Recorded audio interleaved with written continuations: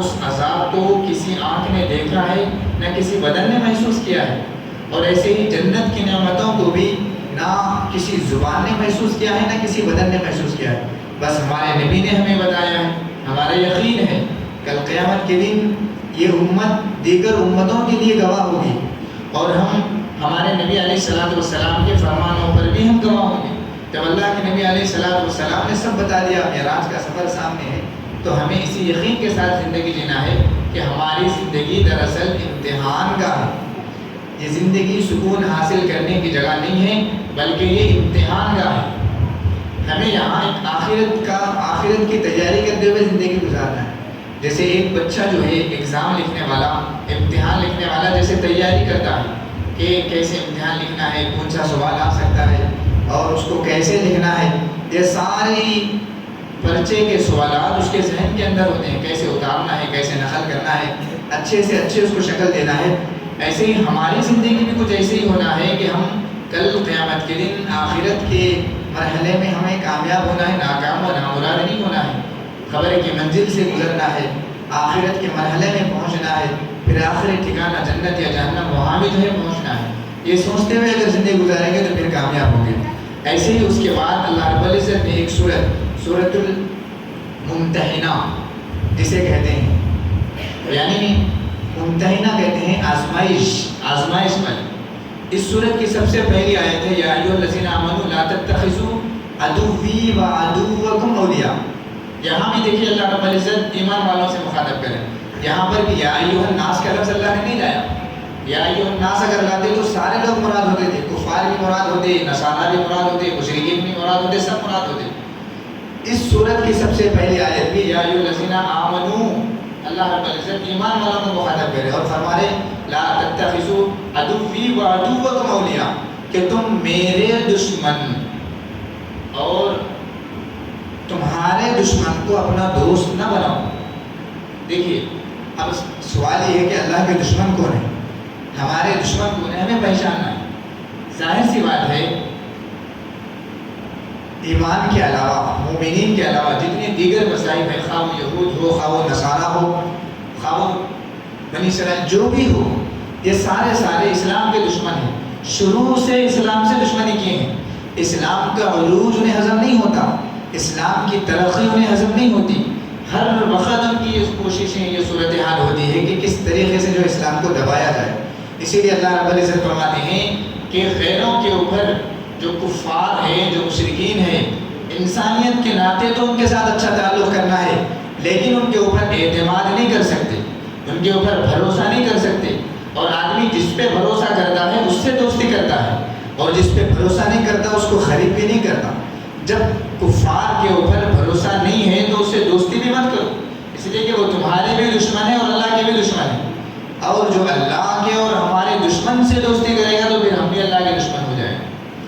اور جو آدمی جیسی دوستی کرتا ہے وہ روح اس کے اندر آتا ہے۔ اچھائی کے ساتھ، اچھے انسان کے ساتھ دوستی کرے گا تو اچھا روح اس کے اندر آئے گا، برے انسان کے ساتھ دوستی کرے گا تو برا روح اس کے اندر آئے گا۔ ظاہر سی بات ہے، اسی لیے ہمیں بھی چاہیے کہ نیک لوگوں کے ساتھ ہمارا تعلق ہو، اللہ والوں کے ساتھ ہمارا تعلق ہو، اور اللہ ایسے لوگوں کے ساتھ ہمارا تعلق ہونا کہ جس کو دیکھ کر کے اللہ یاد آئے، اور جس کو دیکھ کر کے شیطانی اعمال یاد آئے، جس کو دیکھ کر کے شیطان کو خوش کرنے والے اعمال یاد آئے۔ یہ دوست ہمارا حقیقت میں دوست نہیں ہو سکتا، دوست کی شکل میں دشمن ہوگا لیکن دوست نہیں ہو سکتا۔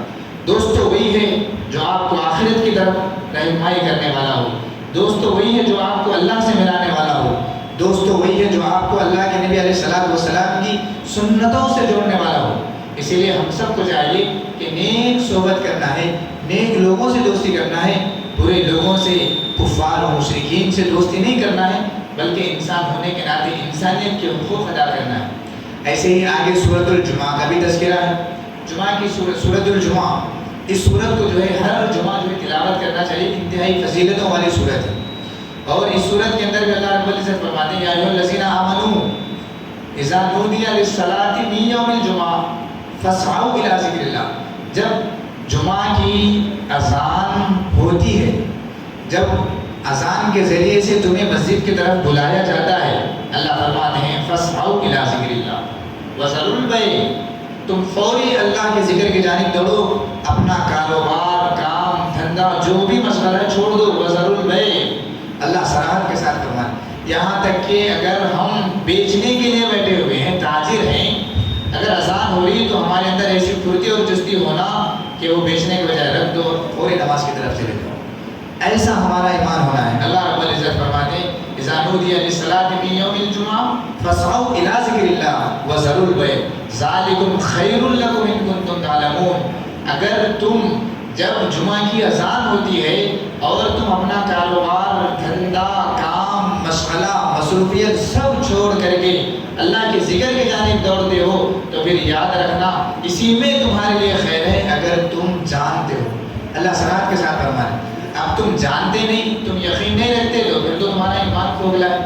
ایمان والا تو یقین رکھتا ہے کہ کامیابی نماز میں ہے، کامیابی اللہ کو منانے میں ہے، کامیابی اللہ کو راضی کرنے میں ہے. چونکہ جب اللہ رب العزت قرآن مجید کے اندر فرما دیے اور ہمارا یقین ہے کہ قرآن کی آیت جھوٹی نہیں ہو سکتی، قرآن کا ایک نقطہ بھی جھوٹا نہیں ہو سکتا، قرآن کا ایک حرف بھی جھوٹا نہیں ہو سکتا.